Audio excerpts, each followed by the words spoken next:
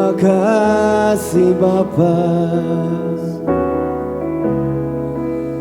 terima kasih Roh Kudus, terima kasih Yesus. Hura makanti karala mataya shikarala Bapa, kirala yana kura makanta yana rala makala taya sani. Hosya kana karala bokonto ya kanta yana Bapa. Engkau baik Tuhan, Engkau sungguh-sungguh sangat baik. Terima kasih Roh Kudus, terima kasih Tuhan. Hosya kana Bapa, inarala mokoro desa, tanarala kinti karala moyo shirarara. Oh Roh Kudus, I love you Jesus, I love you Jesus. Terima kasih Tuhan, terima kasih untuk kasih-Mu, terima kasih Tuhan untuk kebaikan-Mu Tuhan. Terima kasih Tuhan, karena Engkau luar biasa. Engkau hebat, Engkau dahsyat di dalam segala kehidupan kami Tuhan. Kami bersyukur memiliki Engkau ya Bapa, Bapa yang sangat-sangat baik, Bapa yang sangat setia, dan Bapa yang tidak pernah meninggalkan kami. Terima kasih Tuhan. Saat ini Tuhan, kami umat-Mu Tuhan, kami datang ke rumah-Mu Tuhan. Kami bawa pujian kami bawa penyembahan. Kami mau meninggikan Engkau Tuhan, kami mau memuja-Mu Tuhan. Terima kasih Tuhan. Di dalam nama Yesus Tuhan, kami berdoa dan kami mengucapkan banyak syukur. Yang percaya katakan amin. Haleluya. Tuhan Yesus baik saudara, amin. Siapa yang percaya lambaikan tanganmu saudara. Yes, Tuhan Yesus sangat baik. Mari saya undang saudara bangkit berdiri saudara. Mari kita akan bersuka cita karena Tuhan, bergembira karena Allah. Haleluya.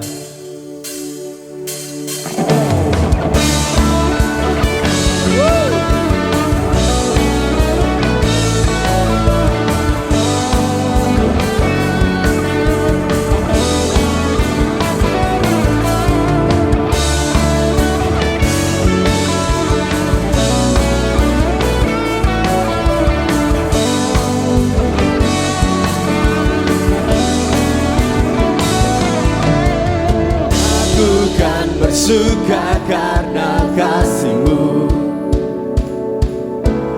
menari memuji kebesaran-Mu. Karena Kau yang terhebat, karena telah ditinggikan, jiwaku pun bersorak sebab Engkau Allah yang setia dan benar. Tinggalkanku, Kau selalu bersamaku. Yesus, Kau sumber kekuatan, ya. Ku hidup untuk menyenangkan-Mu, yeah.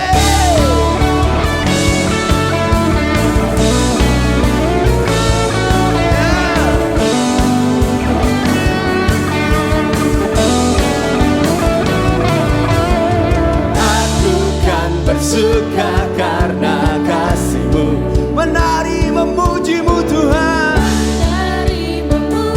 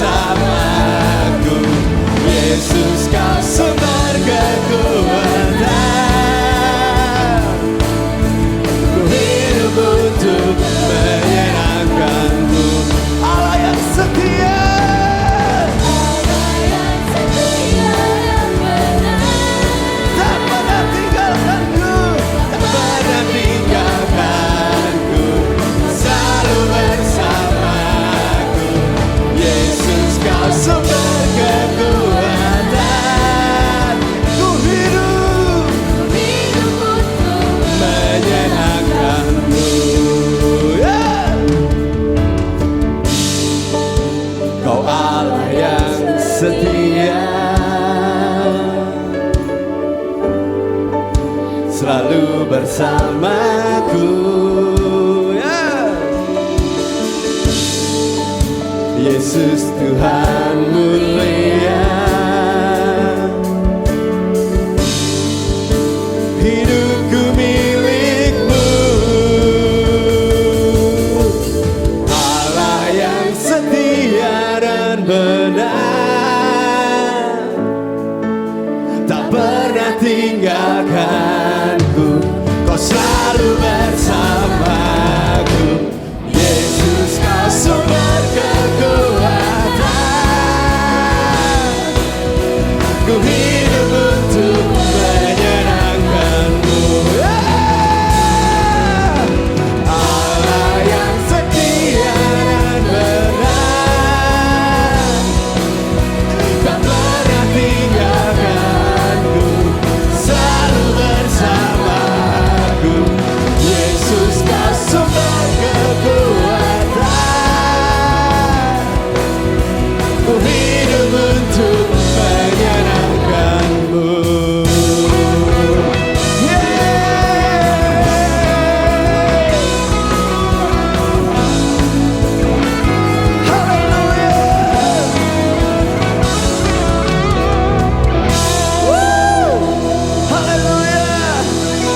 Tuhan setia, Tuhan selalu benar, saudara. Amin. Tuhan kita luar biasa, saudara. Amin. Apa yang tidak pernah kita pikirkan, saudara, apa yang tidak pernah kita dengar, apa yang tidak pernah timbul dalam hati kita, itu Tuhan sediakan. Bagi siapa, saudara? Bagi mereka yang mengasihi Tuhan, saudara. Ada syaratnya, saudara, yang mengasihi Tuhan. Dan Dia adalah Allah yang luar biasa, saudara. Yesus mendengar, saudara, lebih dari apa yang kita doakan. Dan Dia menjawab lebih dari apa yang kita harapkan, saudara. Amin. Waktu Tuhan itu waktu yang terbaik. Dan caranya, saudara, itu yang amazing, saudara. Bagian kita hanya percaya, saudara. Percaya bahwa Tuhan itu ajaib. Tuhan itu besar. Tuhan yang sanggup untuk memulihkan, saudara. Dan jikalau kita percaya, maka kita akan melihat kemuliaan Allah dinyatakan dalam hidup kita. Amin, saudara. Percaya saja, saudara. Tetap setia mengiring Tuhan. Engkau akan melihat caranya luar biasa, saudara. Tidak pernah kita pikirkan, tidak pernah kita bayangkan itu terjadi dalam hidup kita. Oh, terima kasih Tuhan.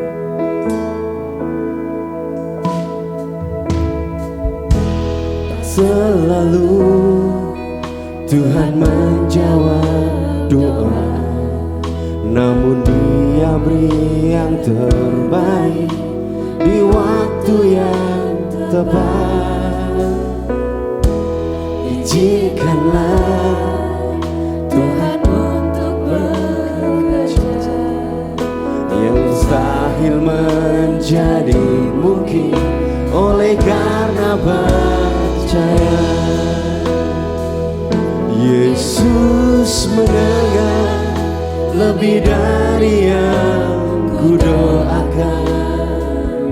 Yesus menjawab lebih dari yang ku harapkan. Dengan caranya di waktu yang tepat, Dia jadikan semua. Amin, saudara. Pujikan dengan imanmu, saudara. Tuhan sedang mengerjakan sesuatu dalam hidupmu. Tak selalu Tuhan menjawab doa, Dia beri yang terbaik di waktu yang tepat. Izinkan Tuhan bekerja, saudara. Izinkanlah Tuhan untuk bekerja, yang mustahil menjadi mungkin oleh karena percaya. Yesus Yesus mendengar lebih dari yang ku doakan. Yesus menjawab lebih dari yang ku harapkan. Dengan caranya di waktu yang tepat, ku kan melihat Dia jadikan semua. Yesus mendengar lebih dari Yesus menjawab lebih dari yang ku harapkan. Dengan caramu Tuhan, di waktu yang ku kan melihat Dia jadikan semua. Yesus mendengar lebih dari yang ku doakan. Yesus menjawab lebih dari yang ku harapkan. dengan caramu Tuhan. Di waktu yang tepat, Aku melihat Tuhan, kan melihat Dia jadikan oh ya. Yesus mendengar lebih dari yang ku doakan. Yesus menjawab lebih dari yang ku harapkan. dengan caranya di waktu yang tepat. Ku kan melihat Dia jadikan semua. Yesus mendengar lebih dari yang ku doakan. Yesus menjawab lebih dari yang ku harapkan. Dengan caramu Tuhan, Di waktu yang ku kan melihat Dia jadikan semua.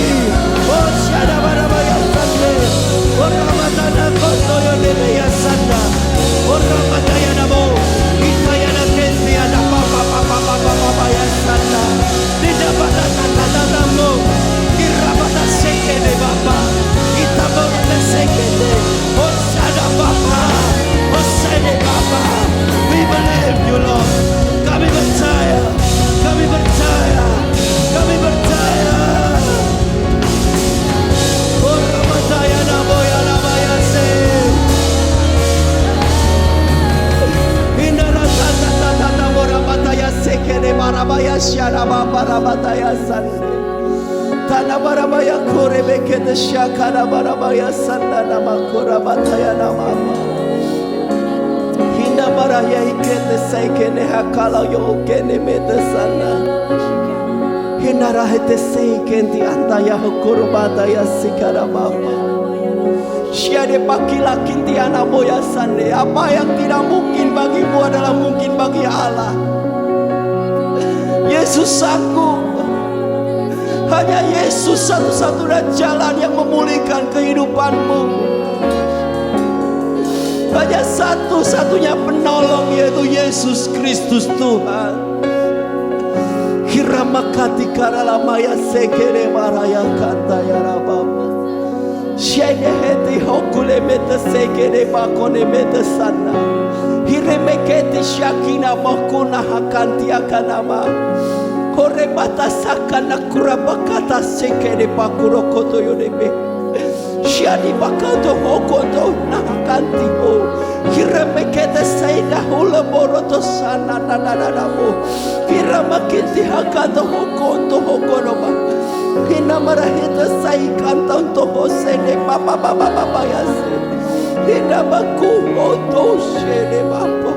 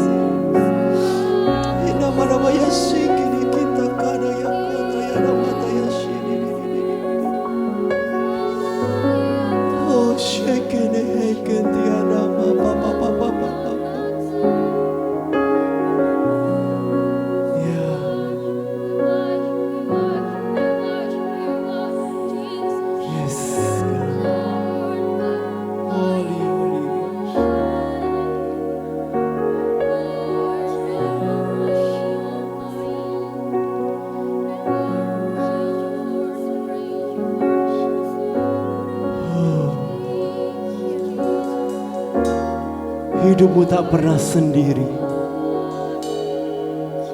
Ada Tuhan yang selalu bersamamu. Ada Tuhan yang selalu menopangmu.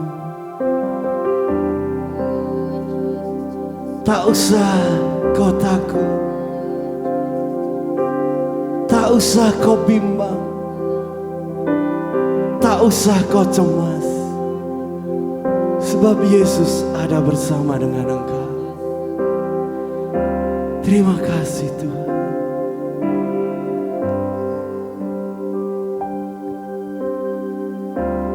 Tak usah ku takut, sebab Kau sertaku. Tak usah ku bimbang, Kau di dalamku. Tak usah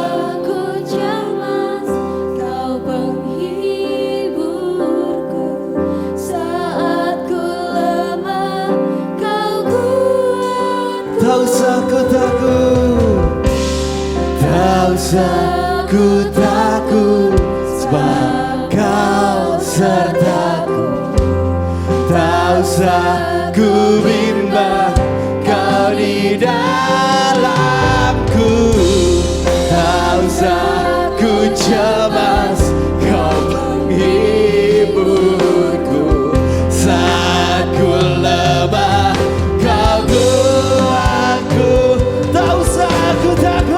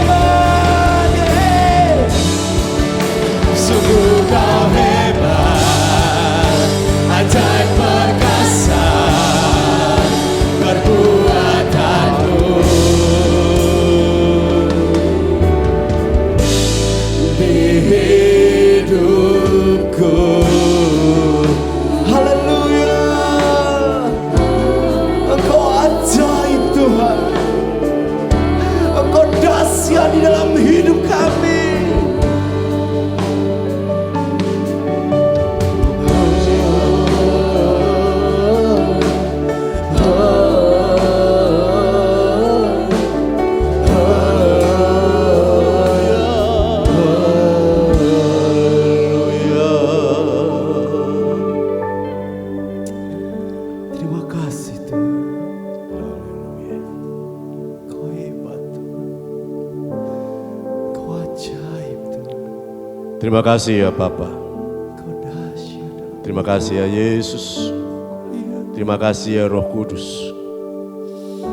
Engkau Allah yang ajaib, Allah yang besar, Allah yang dahsyat, dan Allah yang luar biasa. Kami mau duduk di bawah kaki-Mu untuk mendengarkan kebenaran firman-Mu. Karena firman-Mu ya dan amin. Firman-Mu adalah pelita bagi kaki kami, firman-Mu adalah terang bagi jalan kami. Firman-Mu lebih indah daripada emas tua dan lebih manis daripada madu tetesan. Oleh sebab itu ya Bapa, biarlah kesukaan kami adalah firman Tuhan. Mendengarkan firman Tuhan, dan terlebih ya Tuhan, kami boleh menjadi pelaku-pelaku kebenaran firman-Mu. Amin. Terima kasih Tuhan, kami sambut kebenaran firman Tuhan pada pagi hari ini. Haleluya, katakan sama-sama. Amin. Silahkan duduk Bapak Ibu. Salam, selamat pagi menjelang siang. Terima kasih kepada Ibu Pendeta Sarah dan pengurus gereja yang sudah memberi kesempatan kepada saya untuk menyampaikan kebenaran firman Tuhan pada pagi hari ini. Terima kasih tim worship, terima kasih Pak Andre yang sudah membawa kita masuk dalam hadirat Tuhan, dan terima kasih juga sudah memberi saya sarapan pada pagi hari ini. Ya Bapak Ibu Saudara, saya diberi tema tanggung jawab orang percaya terhadap masalah kemiskinan. Jadi tadi pagi sudah saya sampaikan dan nanti sore juga akan saya sampaikan. Jadi tanggung jawab ini sebenarnya tidak hanya akhir-akhir ini digembar-gemborkan oleh gereja. Sebabnya tanggung jawab terhadap masalah kemiskinan ini sudah diikrarkan ya, oleh gereja-gereja Injili. Kita adalah gereja Injili, Pentakosta, Karismatik. Memang kita lebih menekankan pada gerakan roh gitu ya. Tetapi kadang-kadang lupa di sekitar kita itu ada ketimpangan sosial. Salah satunya adalah kemiskinan. Nah, kelompok Injili sedunia pada tahun 1974, jadi sudah lama banget ya. Itu sudah mengadakan satu konferensi ya, yang sering disebut konferensi Lausan. Gitu ya. Nah, yang kumpul pada saat itu ada 4.000 pemimpin gereja Injili seluruh dunia. Nah, kemudian mereka menghasilkan namanya Dekrit Lausan atau Ikrar Lausan. Nah, salah satunya adalah penginjilan. Gitu ya. Nah, kemudian ada seseorang menyampaikan data penduduk dunia. Nah, kemudian pada saat itu disampaikan bahwa ada 2/3 penduduk dunia itu di dalam keadaan miskin. Nah, kemudian gereja tidak hanya memberitakan Injil, tidak hanya bicara rohani, tidak hanya berbicara tentang pembebasan secara jiwa gitu, tetapi juga harus memikirkan secara jasmani, yaitu kemiskinan, kemudian orang yang timpang, orang yang buta, orang yang tidak punya rumah gitu ya, dan seterusnya. Nah, kita akan membaca Alkitab kita 1 Yohanes pasal 3 ayat 17 dan 18. Kalau seorang yang berkecukupan melihat saudaranya berkekurangan tetapi tidak mau menolong saudaranya itu, bagaimana orang itu dapat mengatakan bahwa ia mengasihi Allah? Jadi banyak orang Kristen, aku mengasihi Tuhan, aku berani mati martir untuk Tuhan. Tetapi saudaranya yang ada di sebelah kanannya, mungkin adiknya itu sedang kelaparan, gak peduli, yang penting Tuhan. Gitu ya. Bagaimana kita ini bisa mengasihi Allah. Gitu ya. Mengasihi Allah itu buktinya kita mengasihi sesamanya. Gitu ya. Kemudian ayat yang ke-18, anak-anakku janganlah kita mengasihi hanya di mulut atau hanya dengan perkataan saja. Hendaklah kita mengasihi dengan kasih yang sejati. Jadi kita ini peduli dengan orang yang ada di sekitar kita. Itu adalah kasih yang peduli. Gitu ya. Jadi sesama itu bukan seperti orang Yahudi. Gitu. Sesama orang Yahudi itu apabila seagama, sesuku, seras baru mengasihi. Gitu ya. Tapi kita enggak, sesama manusia ya ada, semua manusia adalah kita kasihi. Gitu ya. Kalau kita mengasihi mereka, kita memiliki kasih yang sejati. Kemudian apa? Yang dibuktikan dengan perbuatan kita. Perbuatan kita harus nyata, real, gitu ya.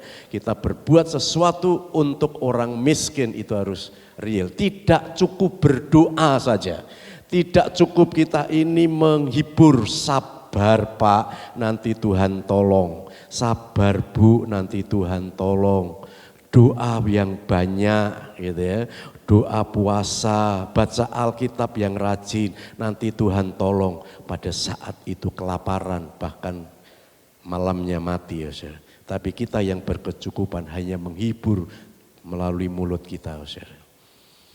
Kita berbuat kepada orang miskin itu harus nyata. Nah, kemiskinan merupakan sebuah kenyataan atau fakta sosial dalam masyarakat manusia sejak zaman dahulu kala sampai sekarang. Jadi kemiskinan itu memang sejak awal manusia itu ada. Ya macam-macam disebabkan macam-macam orang itu miskin. Sebenarnya saya ingin menjelaskan hal banyak karena waktu kita dibatasi.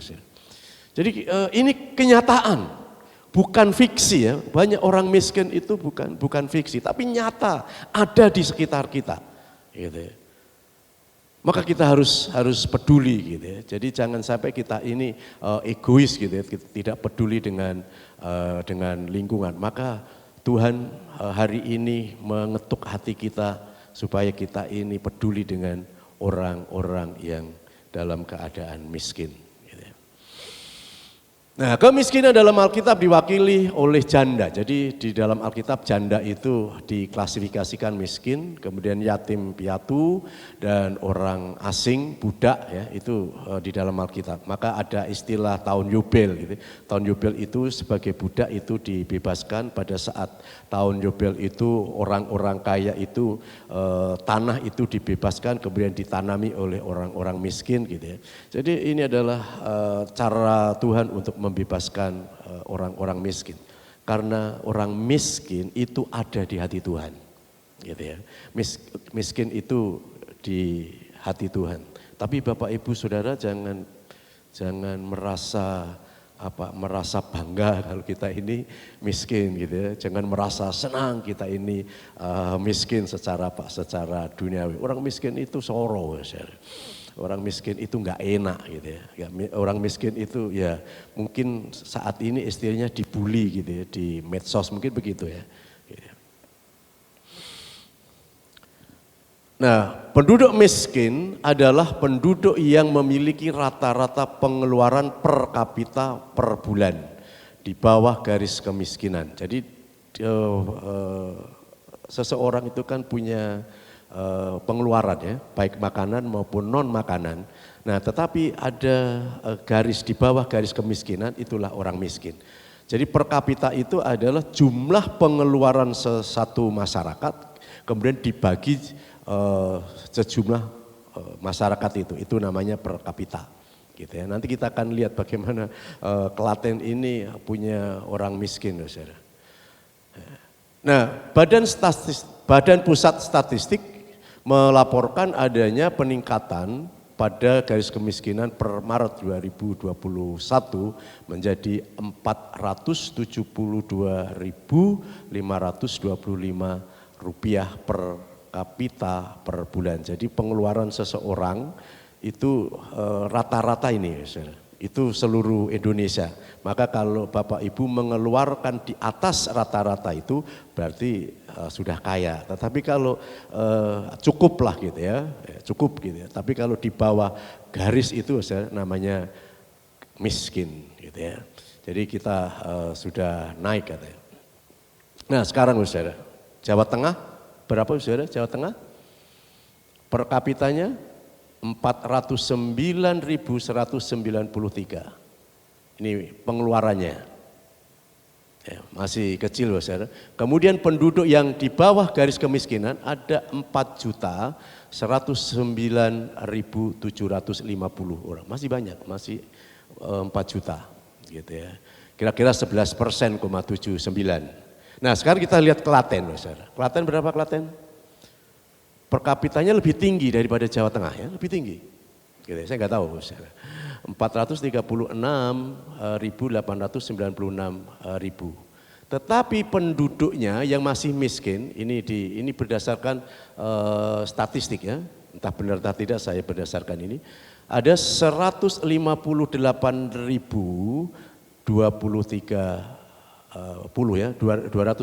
jiwa, masih banyak ya.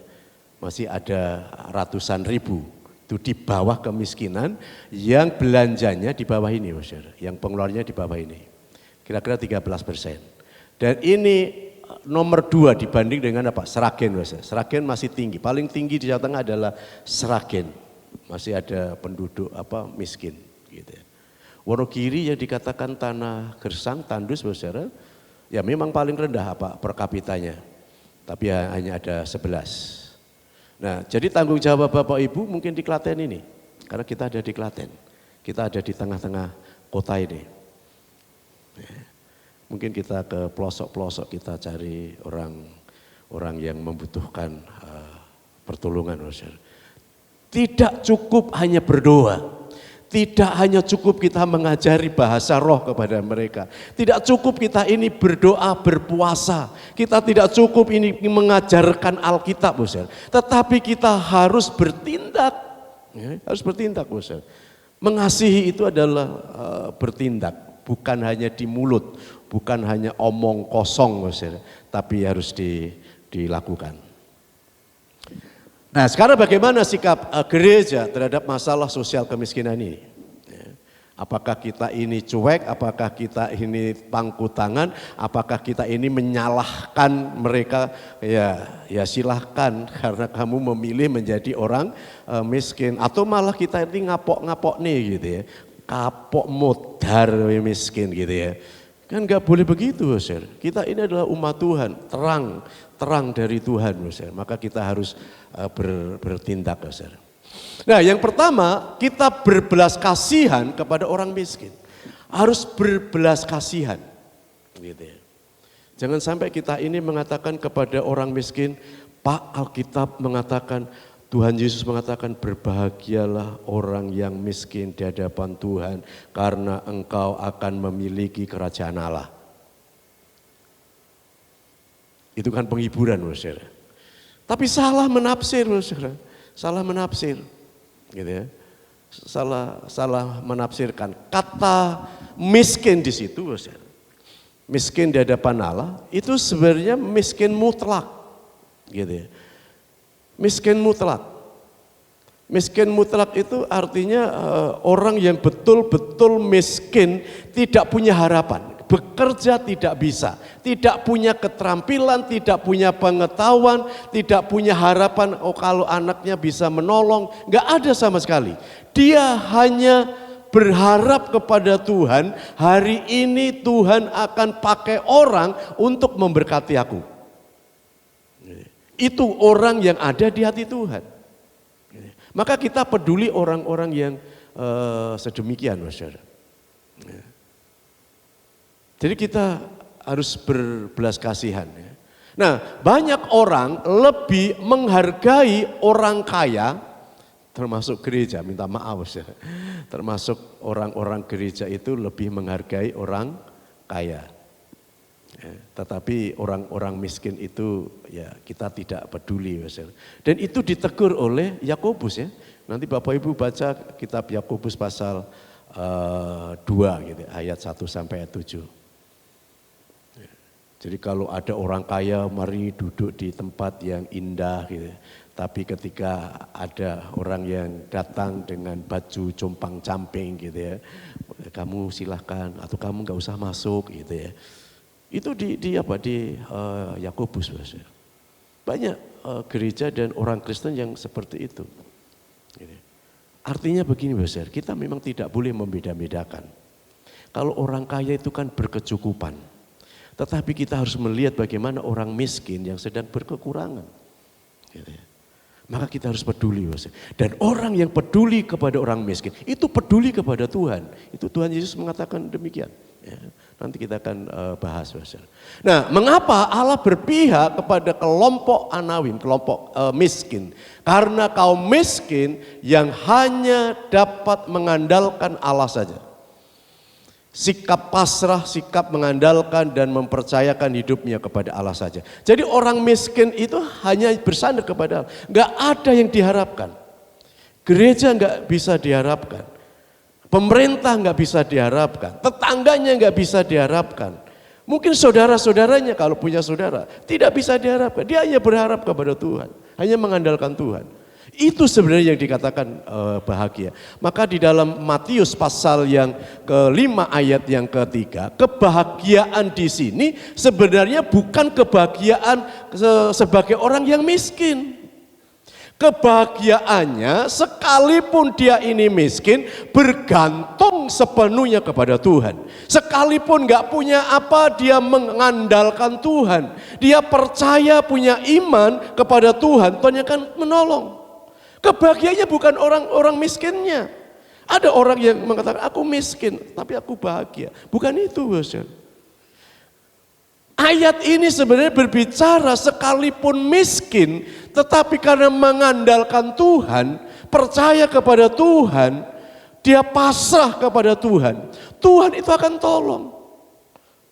Kalau Bapak Ibu Saudara punya berkecukupan, punya mobil, punya rumah, punya aset. Kemudian kita ini mengandalkan Tuhan. Kita ini adalah orang-orang yang lebih berbahagia daripada orang miskin ini.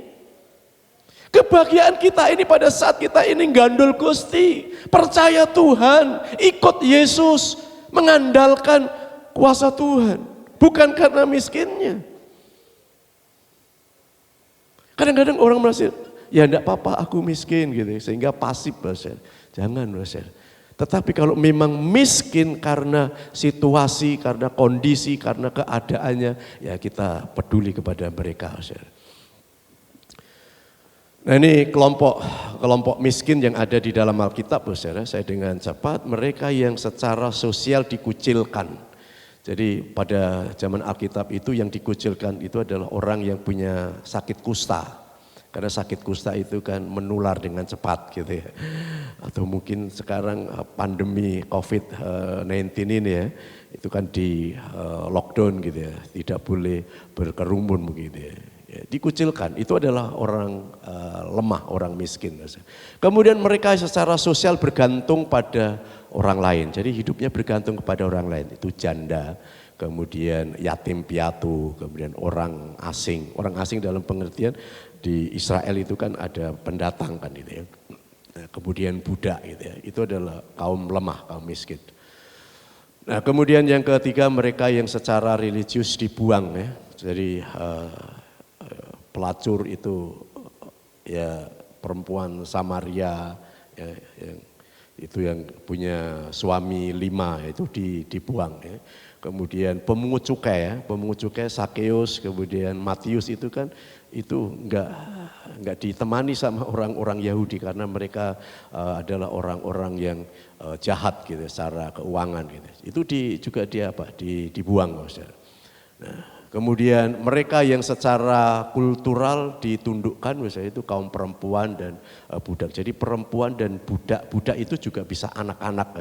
Itu juga orang yang harus diperhatikan. Karena apa? Karena secara kultural itu ditundukkan. Kemudian mereka yang secara fisik cacat ya. Jadi orang cacat itu ya, disabel itu memang harus dipedulikan gitu. Jadi orang bisu, orang tuli, orang yang lumpuh ya, ada yang buta gitu ya. Itu adalah kaum-kaum yang mendapatkan perhatian di mata Tuhan. Maka umatnya disuruh untuk memperhatikan mereka gitu ya. Maka kita juga peduli pada mereka. Nah kemudian yang keenam Bapak Saudara, mereka yang secara psikologis tersiksa ya, jadi kerasukan setan ya, kemudian sakit ayan ya. Jadi mereka ini adalah tersiksa ya, karena dirasuk setan kan dikuasai setan, diperhamba oleh setan, bosnya adalah setan gitu ya. Nah kemudian kalau sakit ayan itu kan kadang-kadang kumat gitu ya, kadang-kadang sembuh, kadang-kadang kumat gitu ya. Jadi itu adalah orang secara psikologis itu tersiksa. Nah kemudian mereka yang secara spiritual rendah hati. Jadi orang yang rendah hati ini juga dipedulikan misalnya. Ya, kerohaniannya yang baik gitu ya, orang yang saleh gitu ya. Ya, bukan berarti tidak perlu pertobatan gitu ya, tapi memang perlu perlu diperhatikan. Ya. Nah, jadi menjadi orang yang miskin itu ya nggak enak, gitu ya, nggak enak. Pak, pilih kaya atau pilih miskin, Pak? Pak, pilih kaya. Bu, pilih kaya atau pilih miskin? Kaya ya. Ada yang angkat tangan pilih miskin? Gak ada ya? Gak menyenangkan miskin itu, saudara. Mangan enak, gak bisa karena gak punya uang. Mau pergi jauh, gak bisa karena gak punya uang. Karena apa? Karena miskin. Gitu ya.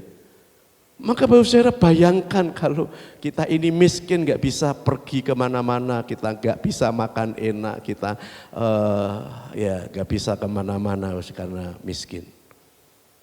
Nah Bapak Saudara, kita peduli kepada mereka. Gitu ya.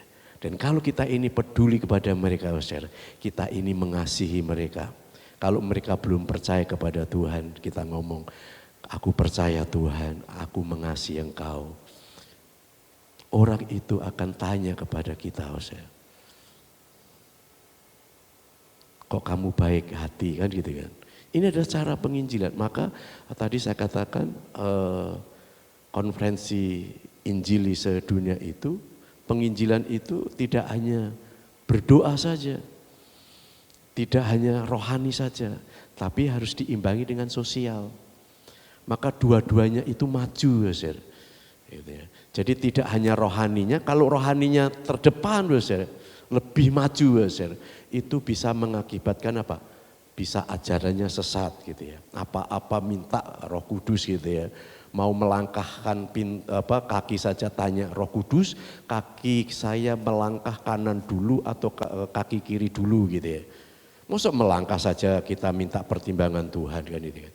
Kan kita bisa melakukannya gitu ya.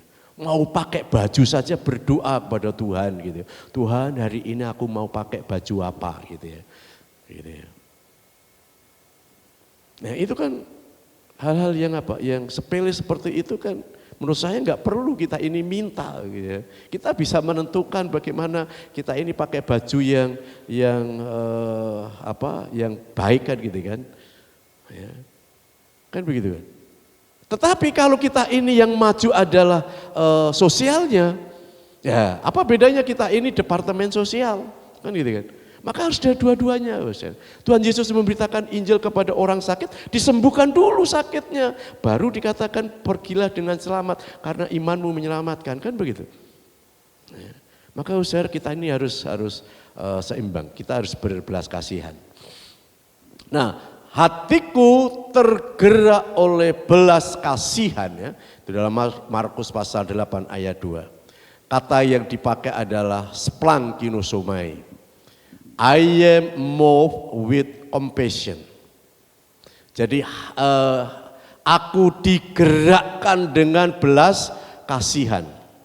Kata splankinosomai ini menjelaskan tentang Yesus itu menangis ketika melihat orang banyak yang terlantar seperti domba yang tersesat. Kalau dalam Alkitab hanya diterjemahkan Yesus menangis.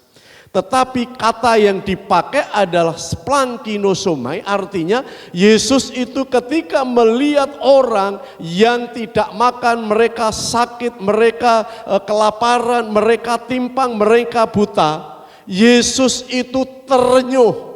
Tuhan Yesus itu iba, Yesus itu prihatin melihat orang-orang yang tidak punya harapan, kemudian diikuti dengan tindakan. Itu kata splankinosomai.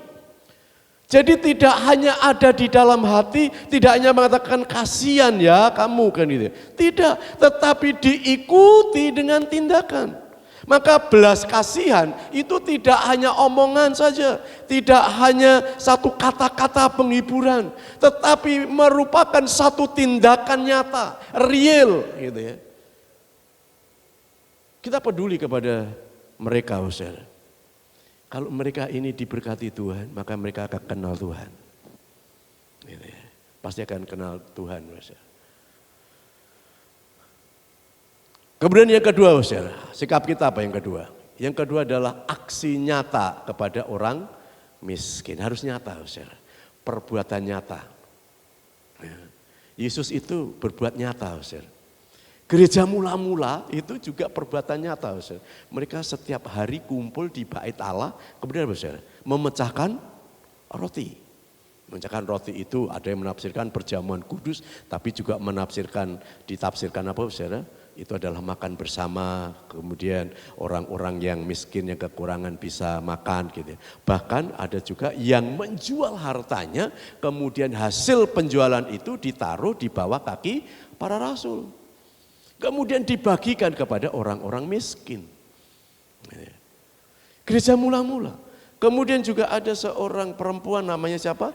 Dorcas atau Tabita, seorang penjahit, kan gitu kan?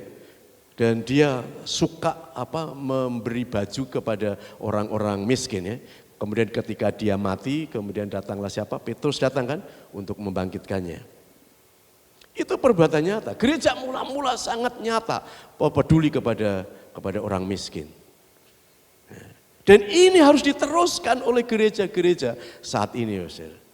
Bapak Ibu, saya akan memberikan kesaksian ya. Nah, saudara, bukan untuk menyombongkan, tapi ini kesaksian ini yang kami lakukan. Jadi kami mengumpulkan 20 hamba Tuhan di desa, saudara. Maka saya acung jempol kepada mereka ini hamba Tuhan yang tetap setia, walaupun yang dilayani hanya 15-20 orang, kolektenya ya hanya 50.000 contoh saja ya. Tapi mereka bertahan melayani. Maka kami kumpulkan, saudara, kami kerjasama dengan seseorang yang ada di Jakarta yang mau bantu hamba-hamba Tuhan ini. Itu mulai tahun 1997 sampai sekarang masih ada. Dan persekutuannya di tempat kami, kemudian kami menyediakan makanan dan minuman, tempat gitu ya. Sampai sekarang sudah dibantu per bulan itu 150.000 ya, kecil ya, 150. Tapi setiap bulan menerima, kemudian dia nggak punya tanggung jawab harus melaporkan apa yang harus dikerjakan. Ya, karena belas kasihan orang ini, ya, kemudian mereka ini bersekutu setiap Senin ketiga itu di tempat kami. Gitu ya. Dan ini kami lakukan sampai sekarang, saudara. Kita peduli. Itu adalah orang-orang yang rendah hati tadi, saudara. Orang-orang yang rendah hati tapi dia rohani, dia berbuat sesuatu untuk Tuhan. Perlu ditolong, perlu didoakan. Gitu ya. Nah, kemudian ada anak-anak sekolah minggu juga menerima beasiswa pendidikan itu dari sponsor. Kami juga kerjasama dengan satu perusahaan yang ada di dekat pelayanan kami. Anak-anak ini menerima juga sudah lama, saudara. Mungkin sudah ada 20 tahun ini. Sekarang ini ada 55 anak sekolah minggu yang dibantu. Gitu ya. Ya, sedikit ya. TK sama SD itu hanya menerima 25.000 gitu ya. Kemudian SMP itu menerima 50.000, yang SMA itu menerima 100.000. Mereka juga tidak punya kewajiban. Kewajibannya apa? Hanya fotokopi hasil studinya. Sampai sekarang. Ya, jadi menolong banyak, sampai ada seorang ibu yang punya anak sekolah minggu pada saat masuk ke SMK gitu, nggak punya uang, tapi dari sponsor ini bisa masuk sekolah, melanjutkan sekolah. Kita harus peduli, saudara. Dan saya kira anak-anak ini menjadi apa? Generasi penerus, saudara. Ya, tiang-tiang gereja kelak, saudara. Generasi penerus gereja itu adalah anak-anak. Gitu ya. Maka kita harus peduli dengan anak-anak, kalau bisa kita tolong biaya sekolah anak-anak gitu. Ya. Karena mereka adalah generasi penerus kita. Nah kemudian kami mengajarkan kepada anak-anak ke sekolah minggu ini, kami sudah lakukan 10 tahun sebelum pandemi itu. Setiap kami Natal anak-anak tanggal 25, kami pasti aksi sosial ke gereja yang kecil. Gitu ya. Kami mengajari anak-anak supaya berbuat sesuatu. Mereka mengumpulkan uang menabung selama 1 tahun, kemudian tanggal 25 Desember kami ajak ke satu tempat gereja yang kecil, kemudian mereka menyumbang kepada gereja itu, kemudian membawa makanan untuk anak-anak yang kita datangi, kemudian memberi hadiah gitu, kepada mereka. Gitu ya. Maka kami itu punya keyakinan kalau kita ini punya tujuan yang baik, pasti Tuhan sediakan. Dan saya punya prinsip, orang yang memberi tidak akan kekurangan dan tidak akan berkurang apa yang dimilikinya. Maka besar kita harus peduli kepada orang-orang yang seperti ini. Nah kemudian kami juga membagikan beras kepada orang-orang yang membutuhkan pada masa pandemi. Pernah kami menyampaikan kepada orang-orang yang membutuhkan itu 15 kuintal. Itu dalam 5 tahap gitu ya. Jadi satu keluarga dapat 5 kilo gitu ya. Ya apalagi pas pandemi itu ya, mereka banyak yang di PHK, mereka tidak bisa bekerja gitu ya, dan seterusnya. Nah, kita harus peduli sedemikian. Nah ini contohnya, jadi 5 kilo kepada banyak orang. Dan itu menjadi berkat, menurut kesaksian mereka, kalau jemaat panggil saya itu masih om gitu. Om saya terima kasih dapat nyambung hidup katanya. Coba hanya 5 kilo beras bisa nyambung hidup gitu ya. Nah kemudian kami juga mengadakan ini kerjasama dengan dengan yayasan Tangan Pengharapan di Jakarta gitu ya. Jadi ada aksi sosial makan siang untuk orang yang miskin. Jadi sasarannya adalah tukang becak, tukang parkir, kemudian mereka yang ada di jalanan gitu ya, kemudian yang janda dan yang punya warung itu tutup gitu ya. Itu kami mengadakan dalam waktu 2 tahun, itu setiap tahunnya ada 11 hari. Saya hitung itu ada 2.750 box makan siang gitu ya. Saya hitung rupiahnya 41,25 juta. Jadi ini harus nyata, ya. Ini adalah satu aksi sosial yang nyata, saudara. Ya walaupun kecil, tapi kita harus berbuat sesuatu. Nah ini pada saat lockdown itu ya, jadi sangat berarti bagi mereka. Nah kemudian kami juga menyalurkan pakaian pantas pakai, gitu ya. Mungkin 2 bulan yang lalu kami pergi ke daerah Wonogiri membawa beberapa dus pakaian pantas pakai, kemudian kami taruh di gereja-gereja ya, supaya disalurkan gitu ya. Ya dipakai atau tidak pakai ya saya kira di desa masih baik untuk dipakai. Nah kemudian bulan terakhir tahun kemarin kami juga menyumbangkan 10 gitar kepada gereja-gereja yang ada di pedesaan. Ya, sampai ke ujung Wonogiri perbatasan dengan Jawa Timur, kemudian pinggir Sukoharjo gitu. Wah mereka senang sekali. Ada yang mengatakan benar Pak, kami tidak punya gitar gitu ya. Kami sudah berdoa banyak untuk gitar. Ya, kemudian gitarnya datang. Jadi mereka sangat sukacita. Nah kemudian minggu yang lalu tanggal 2 kami punya program pribadi, saudara. Kalau bisa sebulan 3 hamba Tuhan yang kami bantu, tapi saya datang ke rumahnya. Kalau yang 20 itu kan ke tempat saya. Kalau ini saya pergi ke rumahnya, lihat situasi, keadaan, tanya jemaatnya gitu ya. Jadi kami ke Mloko Manis itu Ngadirojo, kemudian ada Jatiroto gitu ya di Wonogiri. Ya jemaatnya 10 orang ya, saya tanya ibadahnya jam 1 gitu ya. Kan kasihan, hanya 10 orang punya anak, punya istri gitu ya. Ke kolektenya berapa? Katanya hanya 40.000 per minggu gitu ya. 40.000 itu maksimal. Itu untuk hidup sebulan. Seminggu. Ya, kasihan. Ya, maka saya senang membagi-bagi. Ya, karena saya mengasihi Tuhan, saya mengasihi umat Tuhan dan mengasihi ya gereja. Ya. Nah kemudian kemarin kami juga menyalurkan 1 set komputer ke gereja GBIS Lalung Kidul Ngadirojo, karena ini juga didoakan menurut mereka, Pak saya sudah berdoa 1 tahun untuk komputer ini gitu. Karena pengen supaya gerejanya ini kalau ada puji-pujian bisa ditayangkan, khotbahnya bisa ditayangkan. Ya, saya tanya pendetanya bisa enggak bikin PowerPoint untuk khotbah gitu ya. Ya kalau enggak bisa ya sama aja. Ya tapi saya kasih. Ya. Jadi ini adalah perbuatan nyata. Kami 3 kali setahun mengadakan aksi sosial ke masyarakat di mana kami pelayanan. Gereja kami itu GSJ juga, Jemaat Narwastu yang ada di Solo Baru. Kami tidak menginginkan mega church, saya tidak ingin gereja yang besar gitu. Saya senang lebih baik senang dengan gereja di mana-mana tapi banyak gitu ya. Maka kami buka cabang-cabang. Kami sudah buka 3 cabang.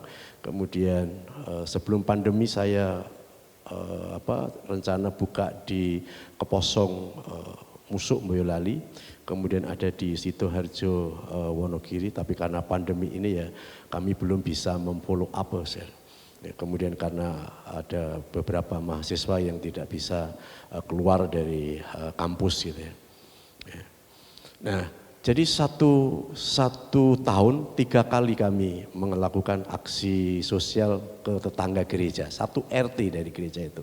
Maka gereja itu diterima. Gitu ya. Selain saya melakukan komunikasi dengan masyarakat di situ ya, kegiatan RT di situ kami juga mengikuti gitu ya. Jadi pada saat ulang tahun gereja, Paskah dan Natal, pasti kami akan memberikan ya apakah itu nasi dus, apakah itu ayam ya kita bagi gitu ya. Kemudian setahun sekali kami itu menjamu perangkat desa gitu ya.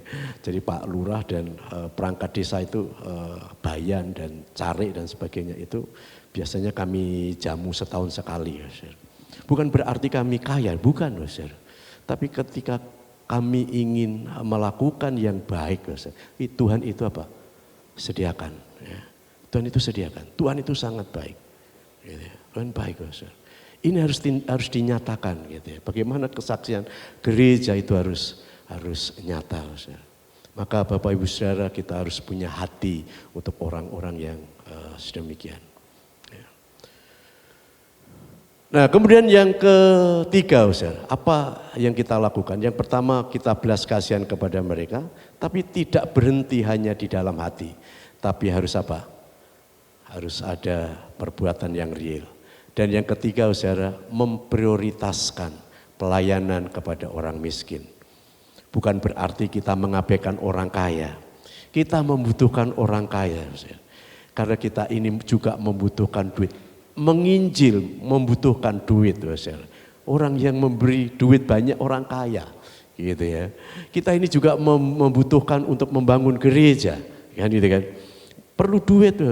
Kita ini memberi kepada orang miskin juga perlu duit. Gitu ya. Tetapi memprioritaskan, mengutamakan pelayanan kepada orang miskin ini adalah kita ini harus punya program, gitu ya. Punya misi, punya visi ya untuk apa? Untuk orang miskin. Karena orang miskin itu adalah di hati Tuhan. Nah, mengapa memprioritaskan?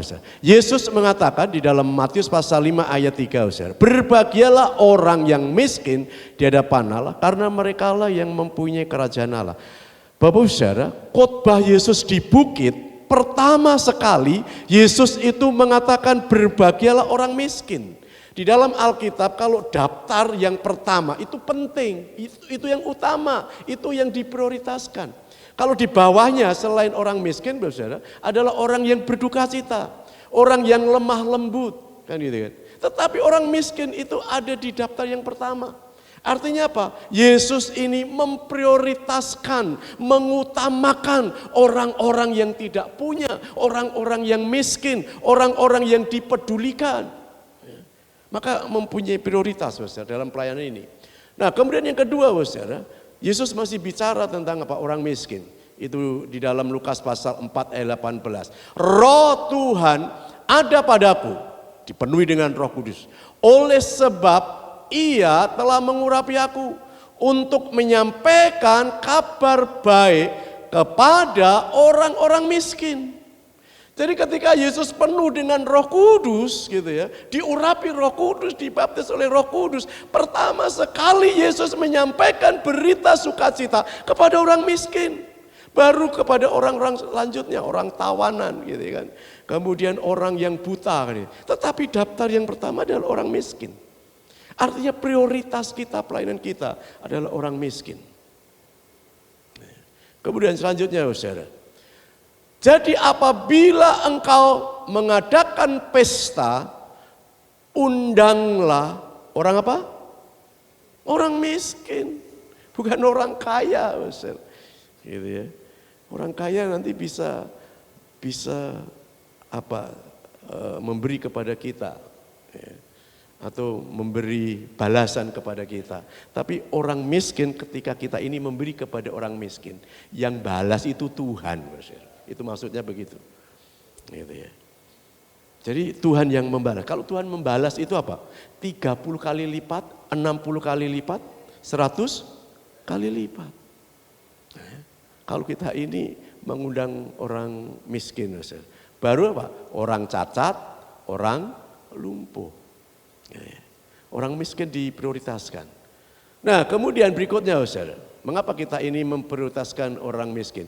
Yesus juga mengidentifikasikan orang miskin. Jadi ketika Yesus itu datang ke dunia, saudara, itu dia adalah orang miskin. Kenapa lahirnya ini tidak di kerajaan, di Romawi, tapi di mana? Di kandang. Kita masih hebat, saudara, kita lahir di rumah sakit. Yesus lahir di kandang miskin, saudara. Bahkan Yesus ini berkata apa?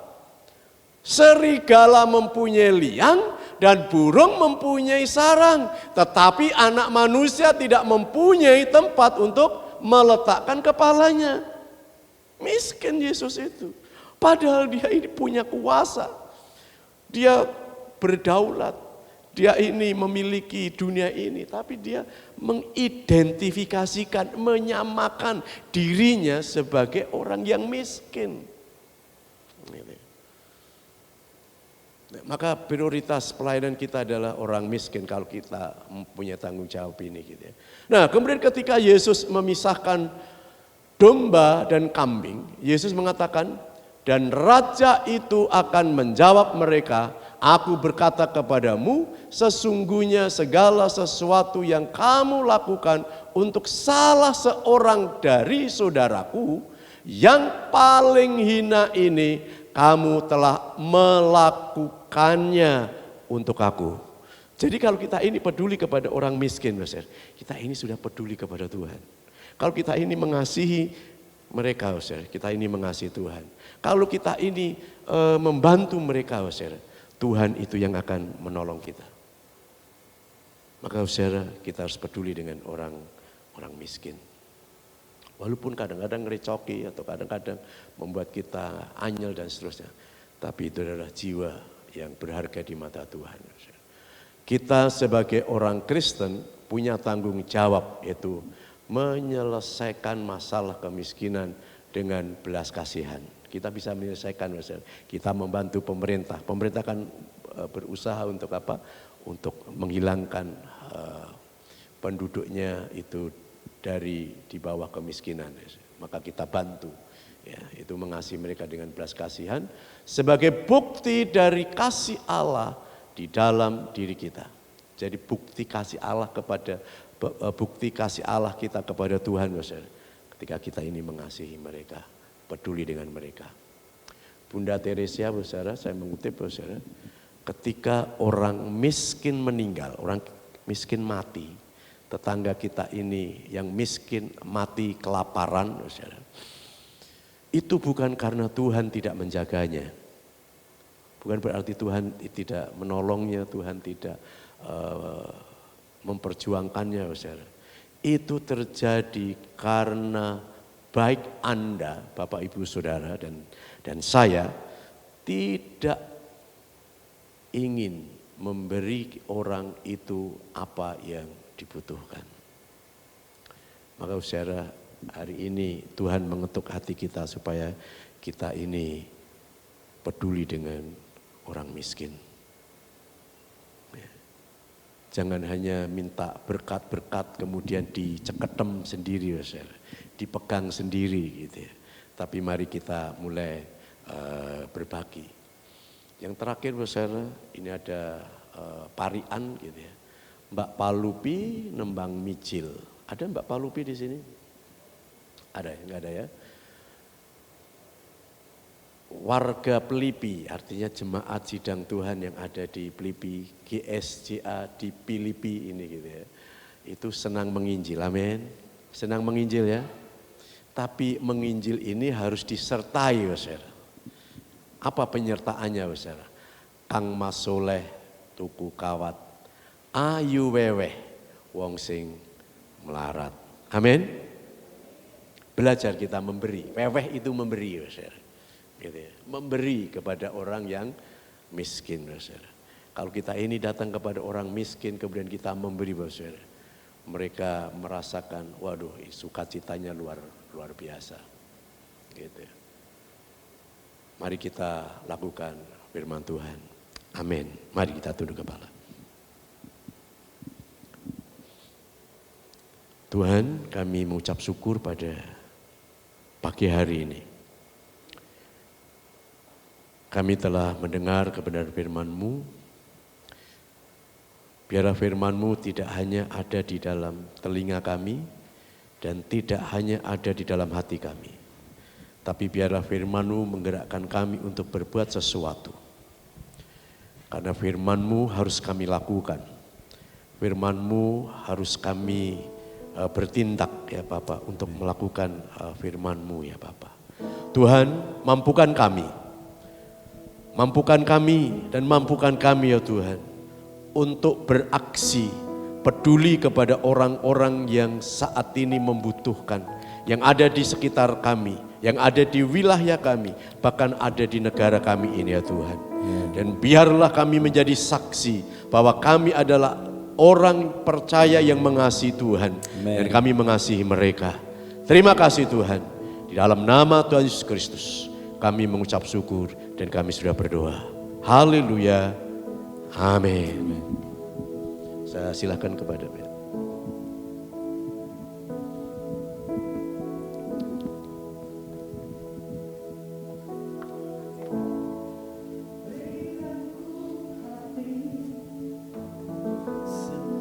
Hatimu membangun dengan belas kasihan.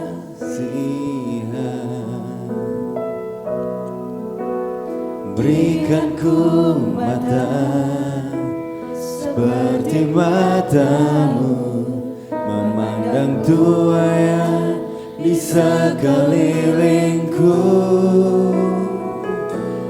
Berikan ku tanganmu untuk melakukan tugasmu. Berikan ku kakimu melangkah dalam rencanamu. Berikan ku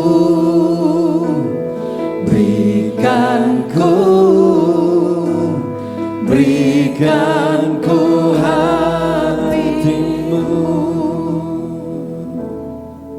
Puji Tuhan, saudara-saudara, saya datang separuh jalan tetapi saya mendengar pesan-pesan ini serasa Tuhan sendiri berbicara kepada kita. Saya merasa ingin menangis di belakang. Saya merasa hati Tuhan ada di antara kita. Saya berterima kasih buat jemaat yang luar biasa ini. Mereka adalah orang-orang yang suka berbagi. Saudara-saudara seperti Tuhan Yesus. Dan dengan demikian saya mendorong setiap saudara dalam komunitas saudara.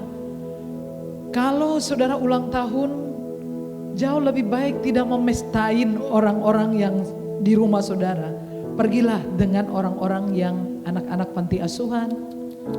Atau bagikanlah dengan orang-orang di jalanan. Daripada membuat pesta yang besar. Amin. Saya merasa Tuhan benar-benar ada di sini. Semua bentuk program-program harus selalu ada bagian. Minggu yang lalu saya katakan bahwa di setiap rejeki yang kita punya, itu ada hak orang miskin, ada hak anak yatim, janda, ada hak pekerjaan Tuhan, penginjilan, itu ada semua di situ. Dan kita tidak berhak untuk menahannya. Itu harus dilepas. Karena begitu kita dipercaya, kita mendapatkan lebih banyak kepercayaan. Dan jemaat Tuhan mungkin ada yang tidak tahu bahwa kita sampai hari ini telah sudah berapa tahun ini selama pandemi lebih dari 100 jemaat yang setiap bulan mendapatkan 200.000 untuk beli beras. Juga dalam beberapa kesempatan ada yang tidak bisa beberapa bulan gak bayar uang sekolah juga kami bantu. Dan ada sekitar 10 pendeta yang mendapatkan 50.000 setiap bulan untuk BPJS-nya dari sini. Dan ada satu panti asuhan di Jogja juga yang mendapatkan sekitar 20 anak yang mendapatkan BPJS dari sini juga. Dan sudah sejak kongres di Bandung Pak, tahun berapa itu Pak? Kongres di Bandung sampai sekarang 2 tahun sebelum itu ada 15 pendeta yang setiap bulan mendapatkan 200.000. Kalau yang itu adalah dari teman saya di Jakarta dan syukur sampai hari ini itu masih tetap berjalan ya. Juga selama tahun-tahun sebelum pandemi saya ingatkan dalam rapat-rapat staf bahwa sudah selama pandemi ini saudara kita juga perlu memikirkan untuk setiap event harus ada di RT, RW di mana kita ada itu untuk gereja selalu memberikan bantuan-bantuan berupa sembako secara teratur ya. Selfish, not enjoy much. Orang yang mementingkan diri itu nggak banyak menikmati hidup ya. Tapi orang yang baik hatinya, murah hatinya sangat menikmati hidup. Terima kasih untuk Bapak Pendeta Dr. Daniel Sutoyo MTH. Beliau adalah Ketua STT Parakletos Inteos Surakarta. Terima kasih untuk menjadi berkat bagi jemaat. Akan ada dalam kebaktian sore. Tuhan memberkati. Dan sekarang kita akan memberikan persembahan. Mari kita berdoa untuk persembahan. Bapa, semua yang kami beri berasal dari Tuhan. Terima kasih untuk kehormatan dapat menjadi kepanjangan tangan Tuhan bagi orang-orang miskin, janda, anak yatim. Terima kasih untuk kehormatan dapat berbagi, mendukung orang lain, berinvestasi dalam kekurangan orang lain. Karena kami tahu bahwa kalau manusia membalas biasanya sama, bahkan kurang, tapi kalau Tuhan membalas 20 kali lipat, 30 kali lipat, 100 kali lipat. Tuhan adalah Tuhan pemurah. Kami tidak pernah kekurangan apapun. Berkati kami ya Tuhan. Di dalam nama Yesus. Amin.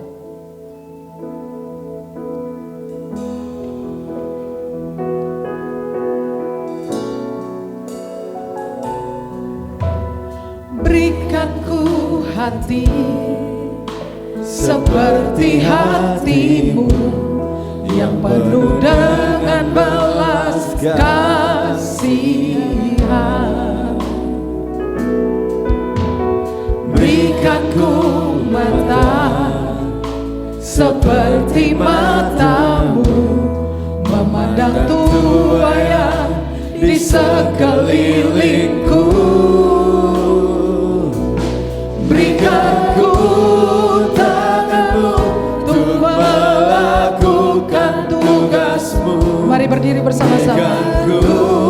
Kakimu melangkah dalam rencanamu. Berikan ku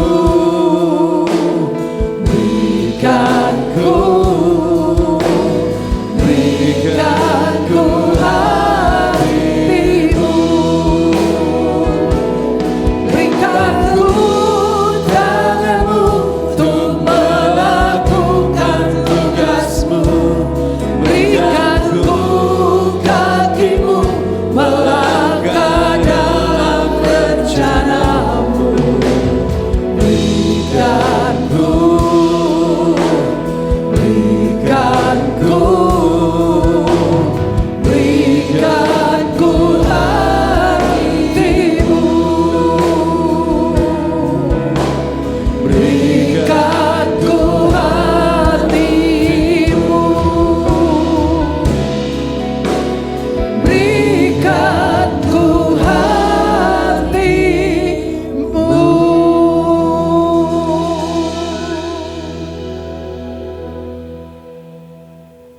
Segala puji, segala hormat kami naikkan kepadamu ya Tuhan. Amin. Amin. Berikan hati kami yang untuk mau melayani Engkau.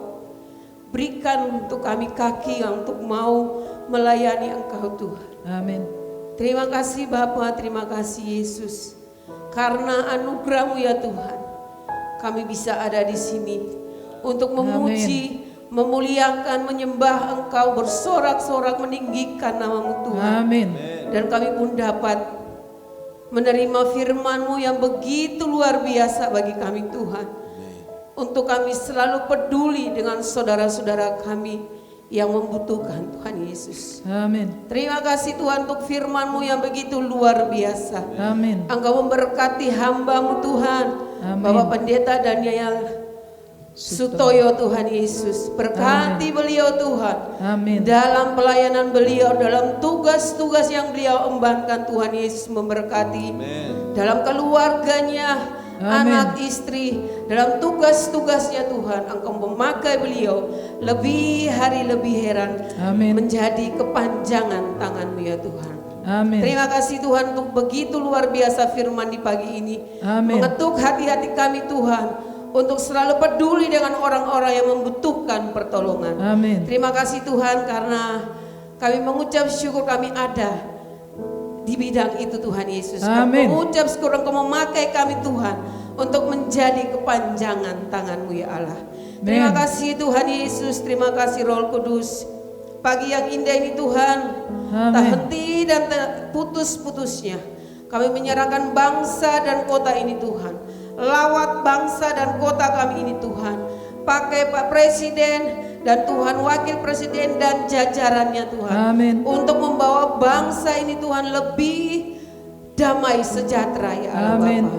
Pulihkan bangsa kami Tuhan dari perekonomian. Dan biarlah Amin. Tuhan Yesus, bangsa ini Tuhan menjadi bangsa yang terbaik. Berkati juga Tuhan kota kami yang kami cintai ini ya Allah Bapa. Dalam perekonomiannya pun juga Tuhan Engkau berkati. Apapun yang kami lakukan di kota ini Tuhan Engkau memberkati. Amin. Dan kami menjadi orang-orang yang luar biasa. Amin. Karena Engkau Tuhan Yesus. Terima kasih Bapa. Kami juga berdoa untuk gereja kami Tuhan. Pakai gereja ini Tuhan. Amin. Untuk menjadi kepanjangan tangan-Mu ya Allah. Amin. Terima kasih Tuhan Yesus. Terima kasih. Berkati jemaat-Mu Tuhan yang sakit Engkau sembuhkan. Amin. Yang beban Dalam nama berat Yesus. Tuhan Engkau angkat beban mereka. Engkau berikan sukacita bagi mereka. Amin. Mereka yang membutuhkan pekerjaan Tuhan. Pekerjaan Tuhan berikan bagi mereka sesuai dengan talenta-talenta yang sudah Engkau berikan bagi Amin. mereka. Terima kasih Tuhan Yesus. Inilah doa-doa yang kami naikkan kepada Engkau. Berkati Ibu Sarah pun juga Tuhan, dimanapun beliau berada dalam pelayanan beliau Tuhan Yesus, Engkau pakai beliau pun juga Amin. Tuhan Amin. untuk menjadi kepanjangan tangan-Mu ya Allah dan dapat membawa jiwa-jiwa yang baru kepada Engkau. Terima kasih, Terima kasih Yesus, berkati setiap pelayan-pelayan di tempat ini pun juga Tuhan, biarlah Engkau mensatukan hati kami Tuhan untuk hanya memuliakan nama-Mu Tuhan. Terima kasih Bapa, inilah doa dan permohonan kami, doa syafaat kami Tuhan. Jika Engkau mendapatkan salah dan dosa kami, Tuhan Engkau ampuni. Dalam nama Yesus kami berdoa dan mengucap syukur. Haleluya. Jemaat Tuhan, pulanglah dengan selamat dan terimalah berkat Tuhan. Tuhan memberkati engkau dan melindungi engkau. Tuhan menyinari engkau dengan wajahnya dan memberi engkau kasih karunia. Tuhan menghadapkan wajahnya kepadamu dan memberi engkau damai sejahtera. Semua yang diberkati berkata amin.